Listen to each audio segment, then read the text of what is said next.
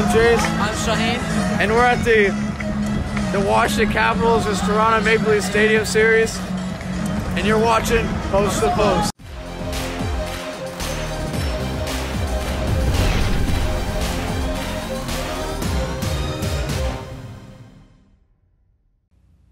Hello and welcome to Post, the channel where we discuss all things hockey and all teams. And I'm going to talk about both games that happened last night, Washington versus Pittsburgh, and then Winnipeg versus Nashville. Both incredible games, some back and forth in both games, some great comebacks, some late goals, and specifically in the Washington-Pittsburgh game. I'll talk about that one first. I think probably everyone wants to hear my thoughts or just basically talk about the Wilson hit first. I didn't really talk about it in the previous game because I didn't do a recap of those games, but I thought that the first hit that Wilson gave, I can't remember who it was against, Hornquist maybe?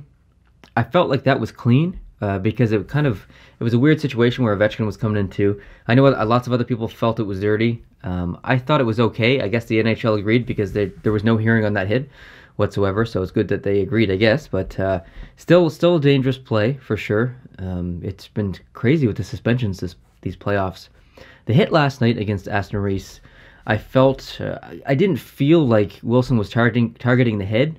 Aston Reese saw him coming. However, Wilson has to get off this, like he's right on the line and now he's starting to cross it. There's nothing wrong with a big hit.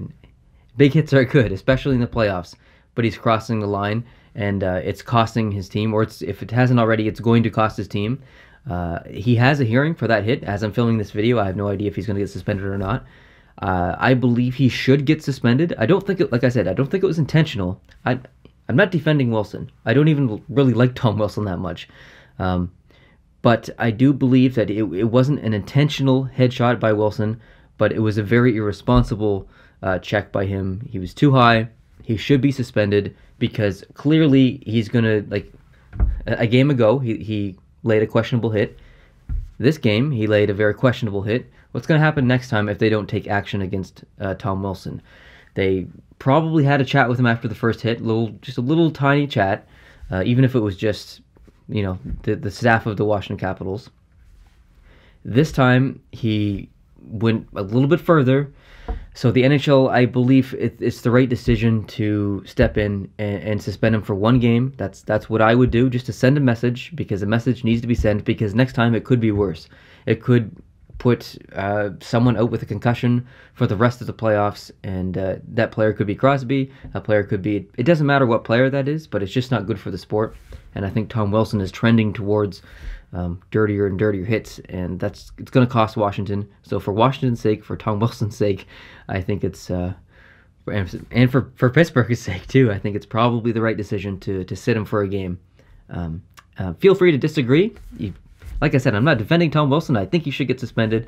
Feel free to disagree. Leave your comments below. Let me know how you feel about the hit last night, and if you think he should get a suspension or not. Back to the game itself, it was a very good game. Man, what a game to watch. Back and forth. I think Washington scored the first goal. I kind of missed the beginning of the game. Washington scored the first goal, and then Pittsburgh came back and then took the lead, and then Washington came back and tied it, and then Pittsburgh went ahead again, I think, and then they tied it, and then they scored that late goal, that beautiful goal by Ovechkin. He first shot hit the post, and then he tapped it in out of the air, taking a play out of Crosby's book there. But what a fantastic game, and I think that I know it's a different Washington team. They still have a lot of the same players, and I know it's a different team, but it also feels like a different team. It really does feel like a different team. Do I think that they can actually beat Pittsburgh? Well, I predicted that they're going to beat Pittsburgh in the series. Do I actually think they can do it? I don't know. I picked Washington with my heart. But they are playing very well. Pittsburgh's not the same team as it was last year. They're missing Bonino and Hainsey and Kunitz and some other players. And Washington has had a bit of a turnaround as well. However, they look pretty good. They showed some resiliency, and I tell you where they didn't look good last night was the face-off circle. I don't know if anyone else noticed during the game, but just watching, Pittsburgh was just dominating the face-off circle. Like, it was unbelievable. And I had to check this morning what the actual percentage was, because I knew it was going to be a landslide. 61% for Pittsburgh over Washington. So Pittsburgh really dominating the face-off circle. So Washington really needs to work on that if they're going to move forward, especially after this round, because face-offs are so crucial in the playoffs. I guess that's not exactly all I have. I was going to mention earlier, Crosby versus Ovechkin. Physically, I feel like there was a point of the game last night where they were battling against the boards. I think Ovechkin actually ended up getting a penalty for cross-checking, maybe, or roughing. But it was good to see those two players battling, and then that caused a ruckus, and players get into it, and it was a shoving match. And then I think Crosby was getting into it with who was it? I don't know who it was. But then Ovechkin came over and kind of gave him Crosby a little shove, and it's good to see that. They're friends off the ice, and just some gamesmanship and some battles and some. This series is really getting physical.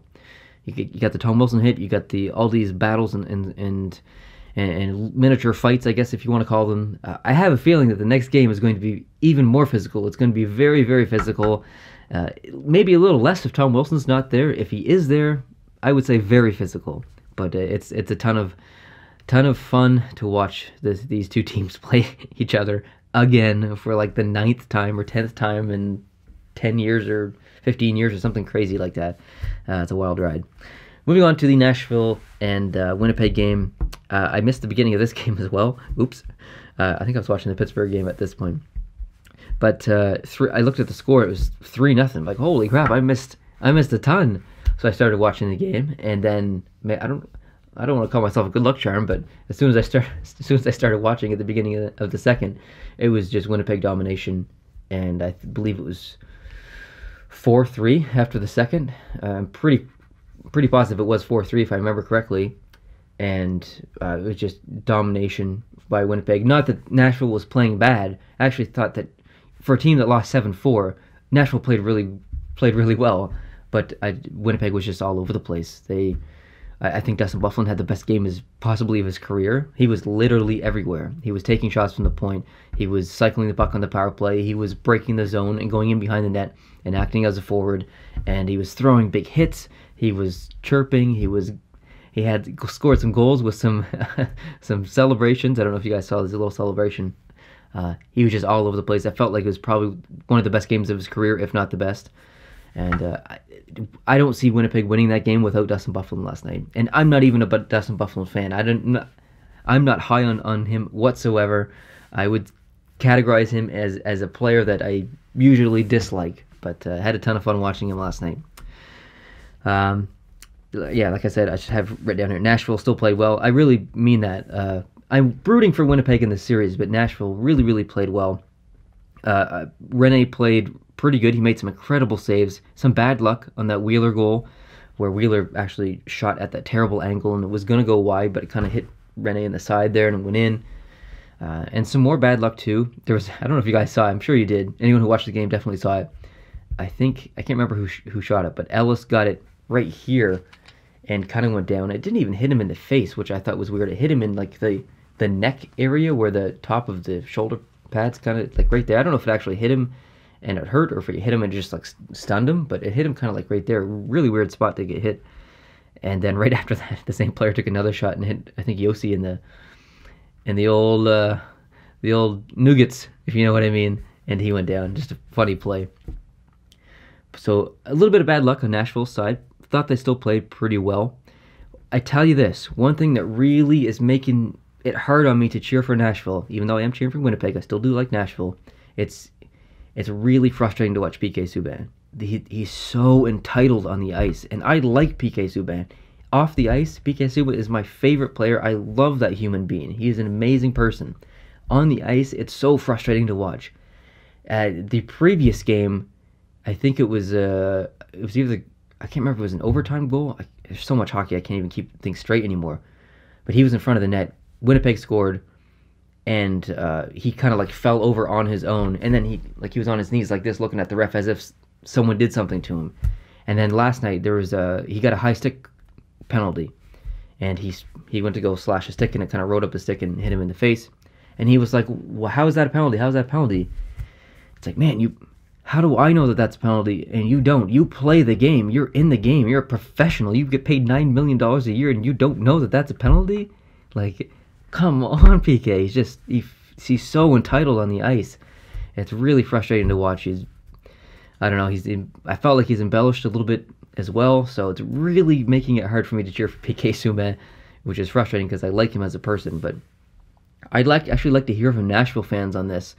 I did speak with a Nashville fan last night who felt the exact same way, and which was good to hear that I wasn't just going crazy. But he was very frustrated with PK Subban as well. So Nashville fans, if you're watching, let me know how you feel about PK being on your team and doing those little antics and embellishing and I don't want to use the word whining to the refs, but he's approaching the whining level. Another game last night that was dominated in the faceoff circle. Pittsburgh last night 61%, Winnipeg 57%. So Nashville is one of the best faceoff teams in the league. They're brilliant in the faceoff circle. I think they were 53.7% in the regular season, and they were down to below 50%. So Jets up to 57% in the circle last night. One of the reasons that they had so much success last night, for sure. Out of all the players on the ice, I really feel like pure talent, pure skill. You've got Scheifele, Wheeler, Laine, but I really do feel like the person on the ice between those two teams with the most talent is Forsberg. Just watching that guy control the puck and not be nervous and not make, he does give the puck away a little bit, but generally not make too many mistakes.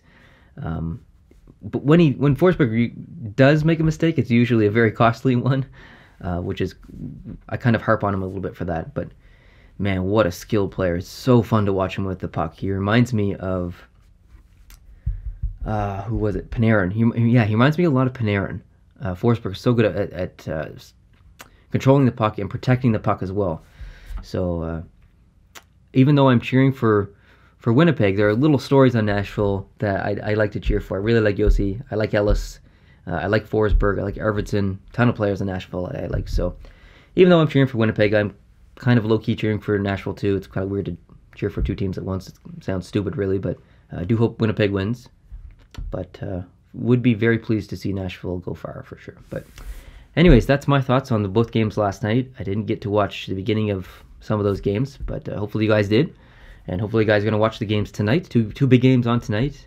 Vegas could go up big in this series. And the other game's going to be good as well. Hope you guys can watch those. If you're new to the channel, hope you can hit the subscribe button. If you did like this video, please hit the like button. And I'll see you in the next one. Adios.